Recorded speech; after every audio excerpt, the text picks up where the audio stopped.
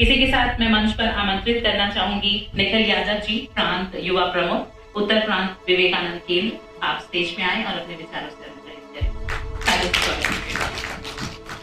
आप सभी को नमस्ते। स्वामी विवेकानंद को हम लोग एक आध्यात्मिक लीडर के तौर पर मुख्यतः देखते हैं, लेकिन जो विषय मुझे बताने को मिला है वो है कि उनका फ्रीडम मूवमेंट में क्या उनका रोल रहा है। 19th सेंचुरी और 20th सेंचुरी के जितने भी लीडर्स जिन्होंने फ्रीडम मूवमेंट में अपना सहभागिता दिखाई, उनके पीछे स्वामी विवेकानंद एक चट्टान की तरह खड़े। सुभाष चंद्र बोस जी का जब हम लोग जीवन देखते हैं, उनकी दो मुख्य पुस्तक है, इंडियन स्ट्रगल और दूसरी एन पिलग्रिमेज ऑटोबायोग्राफी। उसमें वो लिखते हैं कि मैंने भारत को प्रेम करना सीखा विवेकानंद को पढ़कर, और उन स्वामी विवेकानंद को मैंने जाना भगिनी निवेदिता के पत्रों से, और अगर आज वो स्वामी विवेकानंद जीवित होते तो मैं सब कुछ छोड़कर उनके चरणों में होता।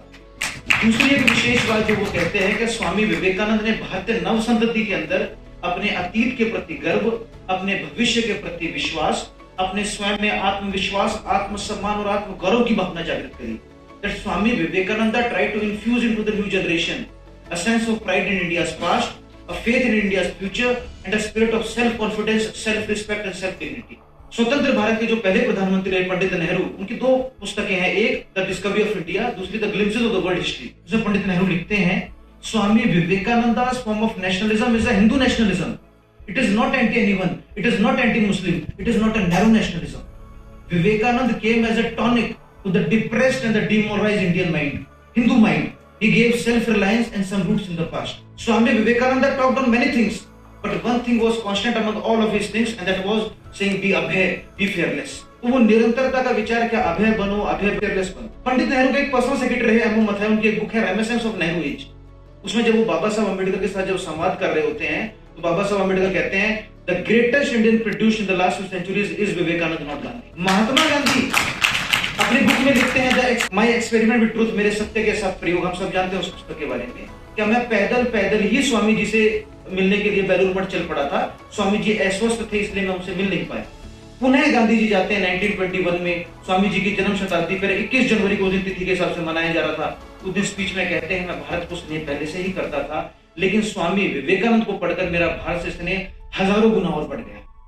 तो वो स्वामी विवेकानंद जो चट्टान की तरह, जितने भी हम लोग लीडर्स कहेंगे, चाहे वो चक्रवर्ती राजगोपालाचार्य हो, चाहे बिपिन चंद्र पाल हो, ये सारे लोग, बिपिन चंद्र पाल स्वामी विवेकानंद के साथ वो मिले। बाल गंगाधर तिलक बेलूर मठ जाते थे, स्वामी विवेकानंद के साथ निरंतरता से संवाद करते थे। केसरी के संपादक स्वामी विवेकानंद से मिलते थे। और जब 1901 में जब कलकत्ता में जो कांग्रेस का सेशन हुआ, तो बाल गंगाधर तिलक बेंगलुरु में गए, तो उनको एक विशेष बात स्वामी जी ने कही कि अगर हम अपने क्षेत्र में काम करते हैं तो आइडेंटिटी बनती है, तो तुम यहाँ बंगाल में आके काम करो और मैं महाराष्ट्र में जाके काम करूं।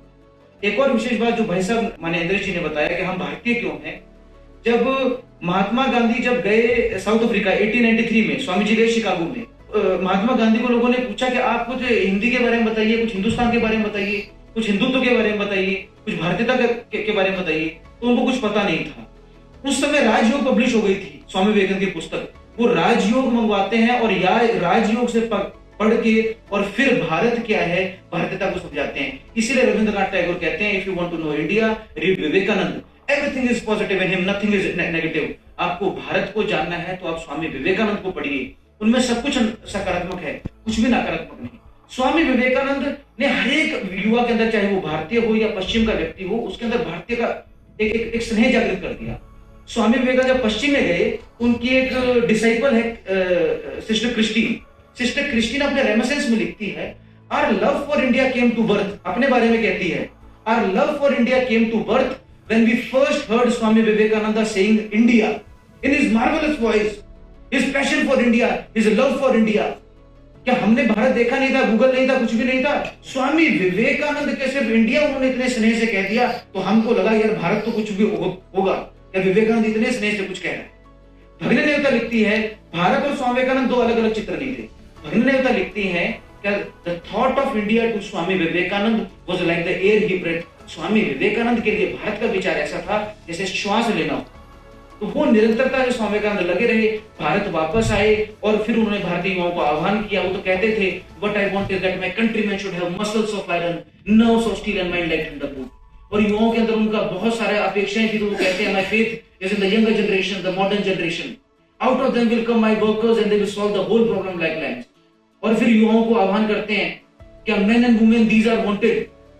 Men and women these are wanted. Everything else will be ready. But strong, vigorous, believing young men, sincere to the backbone are wanted. 100 such and the world becomes revolutionized. The will is stronger than anything else. Everything must go down before the will. And that comes from God and God himself. Do you not believe in it? Preach unto the world the great truth of your religion. जो भाई साहब ने कहा कि अपने धर्म को spirituality से आपको कॉन्कर करना है. और फिर एक विशेष बात है जिसे महेंद्र ऋषि ने उस पर बहुत फोकस किया, स्टार्टिंग में बताया था कि सिर्फ बोलने के लिए नहीं, तो स्वामी जी बड़ा विशेष एक आग्रह करते हैं. Do you feel? क्यों नहीं कर पाता कोई भी हम लोग, या कर पाते हैं तो क्यों कर पाता है कोई? वैसा को 60 वर्ष हो गए प्रचारक जीवन में, कैसे कर पाए? Do you feel? First feel from your heart. First feel that millions and millions of descendants of gods and sages have become second door neighbors to the brutes. Do you feel that millions are starving today and millions have been starving from wages? Does it make you restless? Does it make you sleepless? Has it gone into your blood, coursing through your veins, becoming constant with your heartbeats? Have you forgotten all your name, your fame, your body, your children's, even your own body? This is the first step to patriotism. The very first step, says Swami Vivekananda. He says, I do not see into the future. और मैं इसके साथ अपना विषय खत्म करूंगा.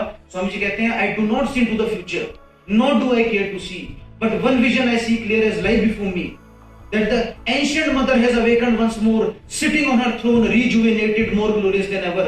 Proclaim her to the world with the voice of peace and benediction. वो भारत माता पुनः जगत जननी बनने वाली है. हम लोग तय करें कि हम कैसे उसको कंट्रीब्यूट कर सकते हैं.